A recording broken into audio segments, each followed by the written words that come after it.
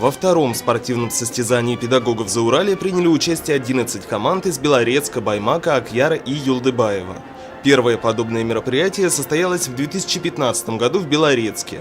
Хозяевами нынешней спартакиады выступил Сибайский многопрофильный профессиональный колледж. Гузель Шимгулова, заместитель главы администрации по социальным вопросам, входившая в число почетных гостей мероприятия, отметила, что организация подобных состязаний на регулярной основе имеет полное основание превратиться в одну из славных спортивных традиций Зауралья.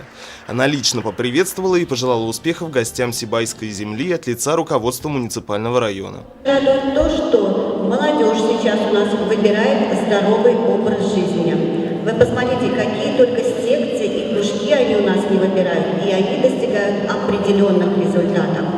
И мне кажется, что сегодняшняя наша спартакиада – это наш с вами опыт здорового образа жизни, тоже послужит своеобразным импульсом развития физической культуры Зауралья.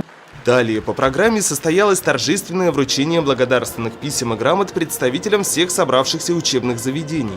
Лундеш Баймуратов, директор Сибайского многопрофильного профессионального колледжа, лично отметил вклад руководителей в развитие спортивной культуры внутри педагогических коллективов.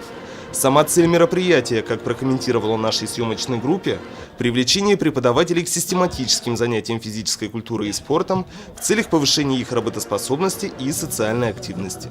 В этом году решили в столице Зауралья Сибая принять гостей. Команд уже 11.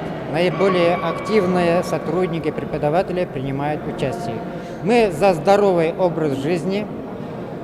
Наш девиз – бодрость. И мы хотим на своем примере показать своим студентам, что нужно всегда вести спортивную жизнь, активную жизнь для здоровья, для бодрости, для духовного и физического развития.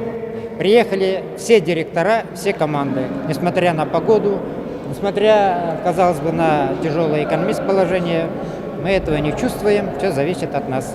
Программа соревнований растянулась на 2 дня и включила в себя 4 вида. Это волейбол, стрельба из пневматической винтовки, настольный теннис и перетягивание каната.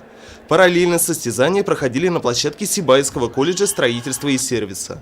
Лучшими по итогам соревновательных дней стал коллектив Сибайского многопрофильного профессионального колледжа. Также отличились педагоги Акьярского горного и Сибайского педагогического колледжей.